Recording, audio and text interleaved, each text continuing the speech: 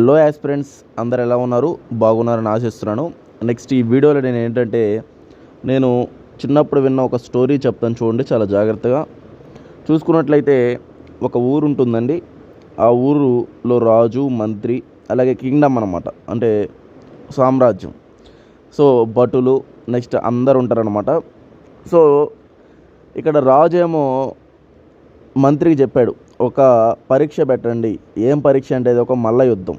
So ఆ మల్ల యుద్ధంలో ఏంటంటే ఎవరు విజేతలో వాళ్ళకి మంచి ఉద్యోగాలు ఇస్తామని చెప్పేసి ఒక మల్ల యుద్ధం పెట్టమంటారు రాజు మంత్రికి. మంత్రి పోయి అక్కడ చెప్తాడు. సో ఇట్లాగ పరీక్ష ఉంటుంది, ఒక తేదీ ఉంటుంది. ఆ పరీక్షకి ఆ తేదీ రోజు మీరు మల్ల యుద్ధ పోటీలు ఉంటాయి.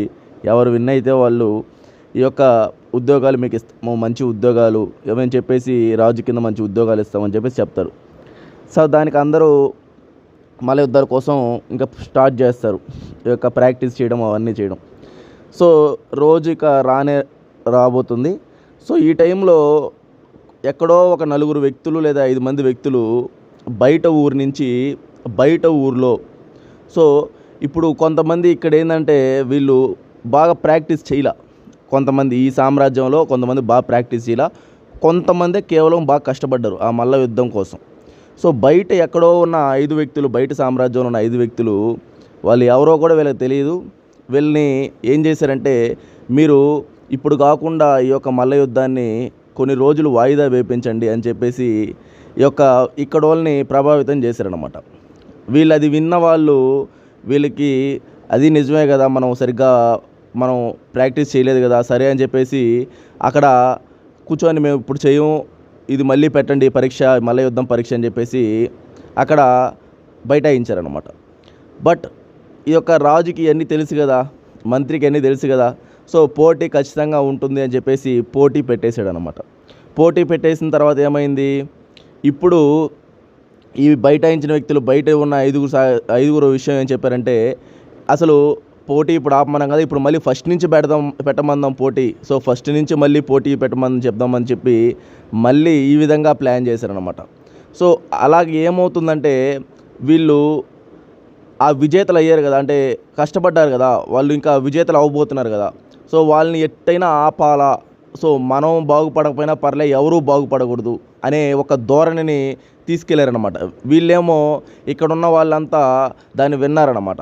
ఇక్కడ ఏంటంటే, ఇప్పుడు మీకు అర్థం కావాల్సిన విషయం ఏంటంటే, ఈ స్టోరీలో ఎక్కడో ఉన్న వ్యక్తులు, వాళ్ళు ఎవరో కూడా తెలియని వ్యక్తుల వల్ల నువ్వు కష్టపడకుండా ఉండిపోవడం వల్ల నీకు లాస్ అయ్యావు. అంటే నువ్వు కూడా ఆ మల్ల యుద్ధంలో బాగా మల్ల యుద్ధం కోసం కష్టపడి పోరాడుంటే నువ్వు ఆ ఉద్యోగం కోసం బాగా కష్టపడేవాడివి.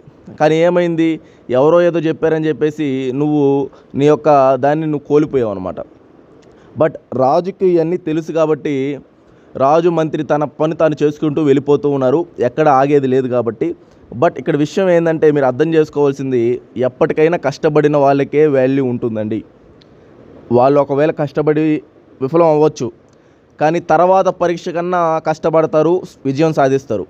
కానీ వీళ్ళు ఏంటంటే, వీళ్ళు పని చేయని వాళ్ళు, సోమరిపోతులు, వీళ్ళు ఏంటంటే లాజిక్ ఎప్పుడు వీళ్ళు కష్టపడాలని ఆలోచించరు. ఏ కాడికి వాయిదాలు వేసుకుందాం, మళ్ళీ ఫస్ట్ నుంచి పెట్టిద్దాం, మల్ల యుద్ధాలని చెప్పేసి ఇదే ధోరణితో ఉంటారు. సో నా యొక్క విన్నపం ఏంటంటే, మన ఈ యొక్క స్టూడెంట్స్కి ఈ స్టోరీ ద్వారా నేను చెప్పేది ఏంటంటే, జాబ్స్ కోసం మీరు కష్టపడండి, ఓకేనా. ఇది నేను చిన్నప్పుడు విన్న స్టోరీ అనమాట. జాబ్స్ కోసం కష్టపడి చదవండి, సీరియస్గా రాయండి ఎగ్జామ్స్, జాబ్స్ తెచ్చుకోండి. సో అక్కడ వరకే మీరు ఆలోచించాలి, కానీ మిగతా ఎన్ని ఆలోచించకూడదు. మన చేతిలో లేని మనం ఎందుకు ఆలోచించాలా అనేది నేను ఈ యొక్క సందర్భంగా, నేను చిన్నప్పుడు స్టోరీ నాకు గుర్తొచ్చింది, అందువల్ల చెప్తున్నాను అనమాట. నెక్స్ట్ వీళ్ళు ఏంటంటే ఎట్లా మొబిలైజ్ చేస్తున్నారు ఏంటి ఆ బయట వ్యక్తులు అనేది అంటే గమనించండి. అది కూడా మీరు అసలు మనం చేసేది రైటా రాంగా, మనం అసలు ఎందుకు దాన్ని విన్నాము అని ఇప్పుడు బాధపడే కంటే అప్పుడు వాళ్ళు మల్ల యుద్ధం కరెక్ట్గా చేసుంటే బాగుండేది అనమాట. ఇది మీరు ప్రతి ఒక్కరు గమనించాలా ఈ స్టోరీ ద్వారా. ఇంకోటి నేనేం చెప్తున్నా అంటే, ఈ స్టోరీ ద్వారా మీరు అర్థం చేసుకోవాల్సింది, రాజులు మంత్రులు ఎన్నో చూసుంటారు. ఇవన్నీ వాళ్ళు ఏం చేయాలో వాళ్ళు చేస్తారు. సో ఆ విజేతలు కష్టపడిన వాళ్ళకి ఆ మల్ల యుద్ధంలో వాళ్ళకి ఉద్యోగాలు ఇస్తారనమాట. ఇది మీరు అర్థం చేసుకోవాలి.